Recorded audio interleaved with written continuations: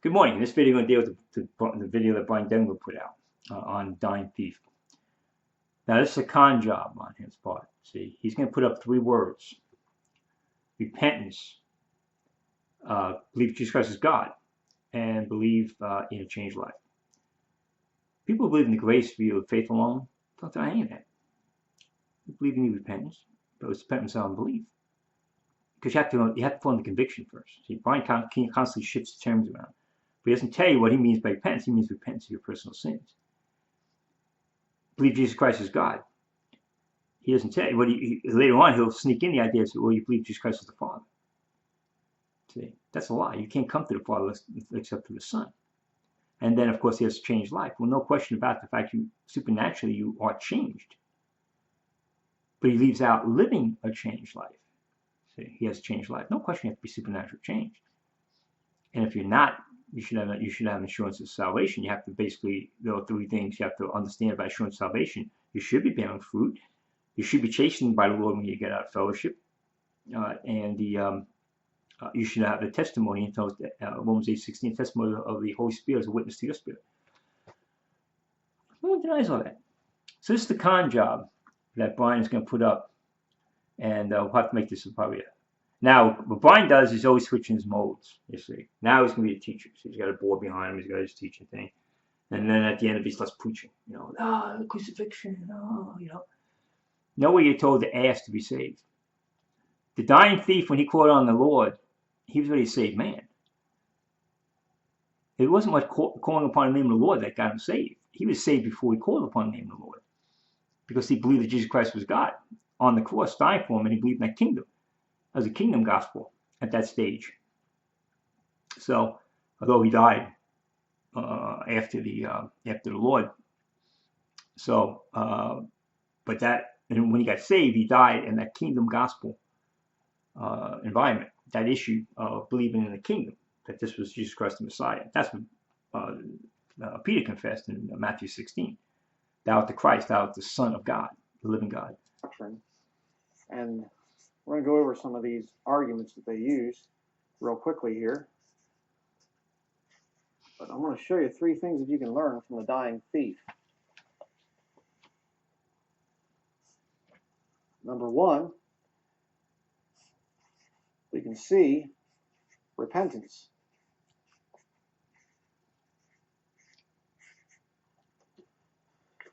Because they'll say, heretics out there, they'll say, there was no repentance there. All he did was just believe in Jesus. No one said that. He's a liar. Now, repentance isn't found in the Gospel of John. So what does that mean? There's no repentance? No. Repentance is implicit in belief. You can't believe unless you've repented. But he wants repentance to be emotional and pleading with God. See, that's what he means repentance of sins. Not the idea that you've changed your view of God, who Jesus Christ is, a view of the gospel, from unbelief to belief. You came under conviction, and you repented of your unbelief to belief. You're turning away from your idols, turning away from anything you thought would save you, dead works, and now believing in Jesus Christ. But that's not your personal sins. There's not any kind of repentance. That's a lie. Luke chapter 23, verse 39. And one of the malefactors which were hanged railed on him, saying, If thou be Christ, save thyself and us. But the other answering rebuked him, saying, Dost not thou fear God? See, he's a saved man already. He doesn't get saved when he calls upon the name of the Lord. He got saved already. He was already giving testimony about Jesus Christ. He was a saved man giving testimony to the other thief about who Jesus Christ was. So Bryan at the end of this video is going to say, oh, you need to call upon the name of the Lord to be saved. No. This fits the pattern in Romans 10, 13, and 14. And actually the person didn't get saved physically because it was too late. But the fact of the matter is that you can't call upon him on whom you not believe. Thou art in the same condemnation, and we indeed justly. It's a saved man speaking. Not a lost man. He's saved at that point. He already saw what was happening and believed in Christ. For we receive the due reward of our deeds, but this man hath done nothing amiss. He looks at himself and he says, he's hanging there on a cross. He hasn't been whipped like Jesus has been whipped, but he's dying, hanging on a cross in the same kind of pain that Jesus is in, without the thing of being whipped, and having the crown of thorns jammed into his head. And he's hanging there, and he's saying, "We deserve it. We're getting this thing. We deserve it." But he didn't do anything wrong. See, that's the attitude of somebody that truly comes to the Lord for salvation. I deserve hell. I deserve death. It's conviction. Jesus Christ he shouldn't have had to pay for my sins. That's not fair. That's I can't believe he would actually die for me. Somebody as wicked as me. You see? Repentance. Was there It's conviction that leads to repentance. any self-righteousness with that man, that dying thief here in Luke chapter 23? Is there any self-righteousness? No. He's there. He's stripped just like Jesus Christ is. He's being humiliated just like Jesus Christ is. He's feeling the pain of dying on the cross just like Jesus Christ is. And he says, I deserve it. He doesn't. It's a saved man talking. Bryan's going to the end of the video, he's going to say, keep that person called upon the name of the Lord to get saved. He was already saved. It's a saved man speaking there. You see, that's the mark of somebody that's truly come to the Lord for salvation. I deserve hell. That's conviction. Who says otherwise? They didn't find one grace preacher who he rails against, the lying fraud this guy is, that denies you have to come under conviction in order to come to salvation. That's what Romans, the first 3 chapters of Romans is all about, is putting a person under conviction. I deserve death. I deserve sickness. I deserve to have my finances gone and whatever else. I deserve to have bad relations. I deserve all the worst of everything. Now he's preaching. And Jesus Christ, him taking my sin on him on the cross. What an amazing sacrifice. Wow. Yeah.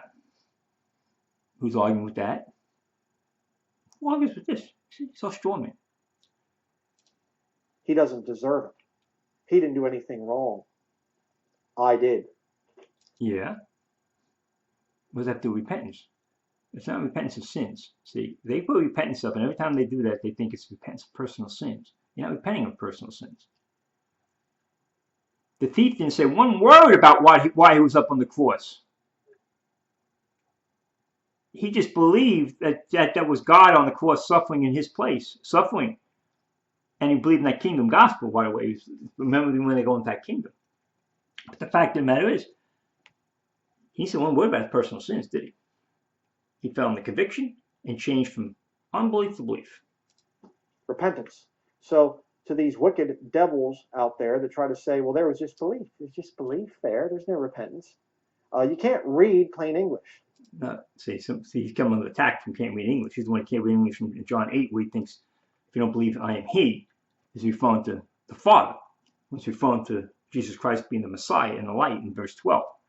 But the fact of the matter is, he didn't say one word about his personal sins to God, did he? I'm going to give up this. I'm going to stop this. I won't do this again. He didn't ask anything. He said, well, Lord, just remember me when I go into the kingdom. He was a saved man speaking by that time. So it was. So this guy wants you, he's going to talk about, pleading with God and begging for God and doing all that stuff. That's what they want you. And nowhere. He has his own salvation video. Sirs, what must I do to be saved? And Paul, does he have Paul say, call upon the name of the Lord, thou should be saved? Paul didn't say that. Oh, and he makes fun of those who say just faith alone. When it says, Paul doesn't say one word about repentance. He says, believe on the Lord Jesus Christ, thou shalt be saved.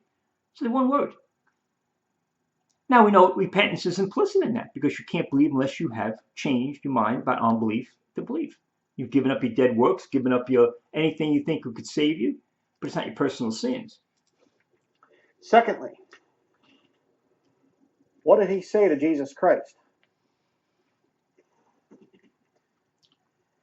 Verse 42, and he said unto Jesus, Lord, remember me when thou comest into thy kingdom. Now the modern versions, by the way, take the word Lord out, because they preach the same heresy Bryan Denlinger is preaching.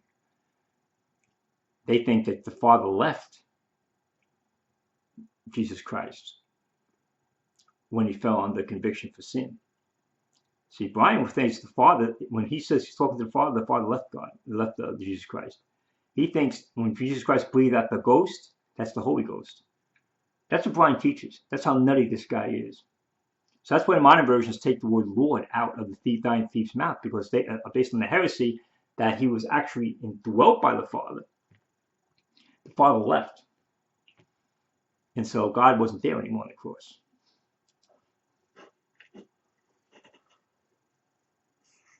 Lord equals This guy pretended to be a teacher. What a schmuck. God.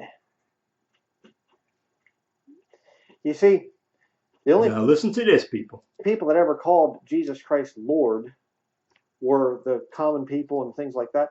The Pharisees, the Sadducees, and the scribes, they never called Jesus Lord. Why? Because that's why they crucified him. Because he was saying that he is God, God Almighty, God the Father, in other words. See? 4 went in. He's saying Jesus Christ was saying he was God the Father. There's your lie. There's your lie there, people. He never said he was God the Father. Okay? In him dwelleth all the. That means that to Bryan, God the Father was on the cross, paying for your sins, not God the Son. Fullness of the Godhead bodily, the Bible says back in the book of Colossians. No, ahead of the book of Colossians. Colossians is ahead, not going backwards. Jesus Christ was Lord. He is Lord and will always be Lord. No, to you, he's the body. He's not God. He's not God the Son, even though the Father calls him God. He calls him God in Hebrews 1:8. You've denied the Son. But there are a lot of wicked people out there that say, I don't believe he's totally Lord. He's not God the Father. Yeah. 4:18 in, mark it. There's a lot of people out there say that Jesus Christ is not God the Father. That he's not totally God. No, you're denying that he's totally God by denying he's God the Son. You're the one that has him in parts. That he's just a body. See? No, you see, you have to believe that he is God. Yeah. But now he's not the Father. He's the Son. He's the Word that became flesh. Notice that the thief did not say, and he said unto Jesus, I put my faith in your death, burial, and resurrection. Well, Jesus is in the process of dying, but he wasn't buried yet. Because he's still in the kingdom gospel. Okay. The gospel of grace starts after death, burial, resurrection. This guy, in another video, when he was NIV that I put up, said you cannot have salvation unless you believe in the fundamentals of the faith, and one of them was the substitutionary blood atonement. I have him saying that in that video. I think he's taken down the NIV problems. When you issue the kingdom gospel, that blood was applied to them because there was an Old Testament issue. They were still in the Old Testament. But the fact of the matter is, and we go in the New Testament, and we go after shedding blood. Now you have to believe in that blood, have faith in that blood, which is implicit when you believe in that Jesus Christ died for your sins on the cross. This was a kingdom gospel issue. That's why he was calling him Lord. Remember me when I go into that kingdom. They were looking for the Messiah. The dying thief never got to see Jesus buried. He never lived long enough to see Jesus come up from the dead. The dying thief didn't say, hey, I see the blood that you're shedding, and I know that that's there to wash my sins away. He says, Lord. Yeah, that's the same confession Matthew 16 talks about. Thou art the Christ, thou art the Son of the living God. The Messiahship, the issue of the kingdom gospel. And then you switch now. You can't believe in the kingdom gospel to get saved now. You got to actually believe the shed blood, explicitly or implicitly, that Jesus Christ died for your sins on the cross. Either way. But the fact is, the blood is the issue, substitutionary blood atonement, which Bryan himself said was necessary to be saved in this dispensation of the gospel of the grace of God. Different dispensations. We're crossing over, people, dispensations. He doesn't want to bring that up. Lord. He confesses that he's God. You say he was the Father. Completely, 100% God. It's not the Father. That's what the Pharisees hated. That's what they didn't want people to think. homeless Jewish carpenter walking around as God manifest in the flesh? Yeah, that was the Son. The Word became flesh, not the Father. You see? What's the third thing? Let's stop right here. Put this video up. So he's claiming that Jesus Christ is the Father. So the Father was on the cross dying for your sins. In a minute, he's going to talk about how Jesus Christ calls out to the Father. He gives up his ghost. When he sees the Holy Ghost there, Bryan thinks when he sees give up the ghost, he thinks that's the Holy Ghost. This guy's so fouled up. But he's very slick. The spirit in him is very slick. And he sets up straw man saying things while I'm saying. And it gives people the idea, well, yeah, if you just saw the three things he set up there, repentance, Jesus Christ is Lord, and a changed life, there'd be no disagreement with any of those things. Because you have to be born again. You've got to believe Jesus Christ is God. That's what we call the Lord Jesus Christ. And you got to repent.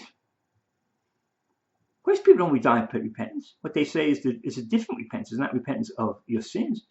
It's repentance of unbelief. And you got to go on conviction to repent. Something has to always change your mind. You don't just change your mind. Something leads you to change your mind, which is conviction. Stop here and put this up and then deal with the second half. Amen. Thank you.